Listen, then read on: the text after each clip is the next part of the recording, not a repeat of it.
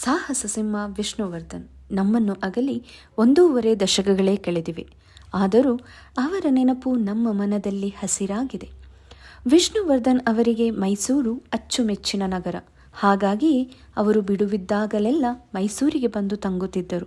ವಿಪರ್ಯಾಸ ಅಂದರೆ ವಿಷ್ಣುವರ್ಧನ್ ಅವರು 2009 ಡಿಸೆಂಬರ್ 30 ಮೈಸೂರಿನಲ್ಲಿಯೇ ಕೊನೆಯುಸಿರೆಳೆದರು.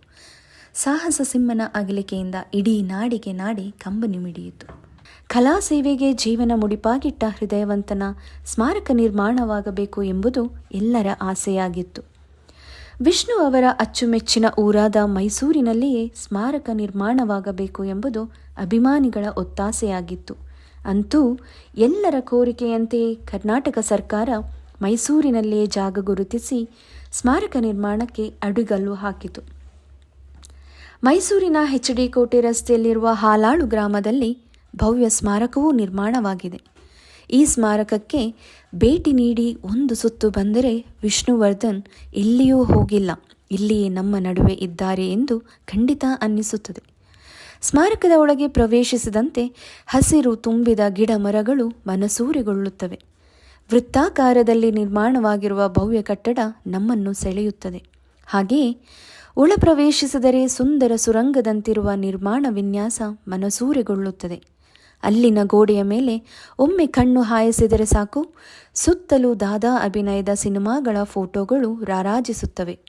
ನಾಗರಹಾವು, ಗಂಧದ ಗುಡಿ, ಮುತ್ತಿನ ಹಾರ, ರಾಜಾದಿರಾಜ, ಸಾಹಸ ಸಿಂಹ, ಬಂಧನ, ಜಮೀನ್ದಾರು, ಯಜಮಾನ, ಸಿಂಹಾದ್ರಿಯ ಸಿಂಹ, ಕೋಟಿಗೊಬ್ಬ ಹೀಗೆ ಒಂದಾ ಎರಡ ನೂರಾರು ಸಿನಿಮಾಗಳ ಸಾವಿರಾರು ಫೋಟೋಗಳು ಒಂದಕ್ಕಿಂತ ಒಂದು ಚಂದ ಎಂಬಂತೆ ಕಂಗೊಳಿಸುತ್ತವೆ. ಅವುಗಳನ್ನು ನೋಡುತ್ತಾ ಒಂದು ಸುತ್ತು ಬಂದರೆ ಸಾಕು, ಸಾಹಸ ಸಿಂಹನ ಎಲ್ಲ ಸಿನಿಮಾಗಳನ್ನು ನೋಡಿದ ಭಾವ ನಮ್ಮನ್ನು ಆವರಿಸುತ್ತದೆ. ಹಾಗೆಯೇ ಮುಂದಿರುವ ಯಾವುದಾದರೂ ಒಂದು ದ್ವಾರದಿಂದ ಒಳಗೆ ಪ್ರವೇಶಿಸಿದರೆ ಅಲ್ಲೇ ಮುಂಭಾಗದಲ್ಲಿ ತಿಳಿ ನೀರಿನ ಕೊಳ, ಹಸಿರಿನಿಂದ ಕಂಗೊಳಿಸುವ ಜಲಸಸ್ಯಗಳು, ಅದರ ಮಧ್ಯದಲ್ಲಿ ದಾದಾ ಧರಿಸುತ್ತಿದ್ದ ಖಡ್ಗದ ಪ್ರತಿಮೆ. ಕೊಳವನ್ನು ಒಂದು ಸುತ್ತು ಸುತ್ತುತ್ತಾ ಮುಂದೆ ಸಾಗಿದರೆ ಅಲ್ಲಿಯೂ ಗೋಡೆಗಳಲ್ಲಿ ಕೋಟಿಗೊಬ್ಬನ ಪವರ್ಫುಲ್ ಡೈಲಾಗ್ಸ್ ಕಂಗೊಳಿಸುತ್ತವೆ. ಅದನ್ನು ನೋಡಿದರೆ ನಮಗೆ ಅರಿವಿಲ್ಲದಂತೆ ನಮ್ಮ ಬಾಯಿಂದ ಡೈಲಾಗ್ಗಳು ಹೊರಡುತ್ತವೆ. ಅದು ಥೇಟ್ ಸಾಹಸ ಸಿಂಹನ ದಾಟಿಯಲ್ಲಿಯೇ. ಡೈಲಾಗ್ ಗೊನಗುತ್ತಾ ಅದನ್ನು ನೋಡಿ ಒಂದೆರಡು ಹೆಜ್ಜೆ ಇಟ್ಟರೆ ಸಾಕು, ಕರುನಾಡ ಕಣ್ಮಣಿಯ ಸುಂದರ ಪ್ರತಿಮೆ. ಕಪ್ಪು ಶಿಲೆಯಲ್ಲಿ ನಿರ್ಮಾಣವಾಗಿರುವ ವಿಷ್ಣುವರ್ಧನ್ ಅವರ ಪ್ರತಿಮೆ ರಾರಾಜಿಸುತ್ತದೆ. ಪ್ರತಿಮೆಯನ್ನು ಹಾಗೆ ನೋಡುತ್ತಿದ್ದರೆ ಜಮೀನ್ದಾರು ನಮ್ಮ ಮುಂದೆಯೇ ನಿಂತಿದ್ದಾರೇನೋ ಎನ್ನಿಸುತ್ತದೆ. ಆ ಪ್ರತಿಮೆಯನ್ನು ಮತ್ತೆ ಮತ್ತೆ ನೋಡಬೇಕು ಅನಿಸುತ್ತದೆ.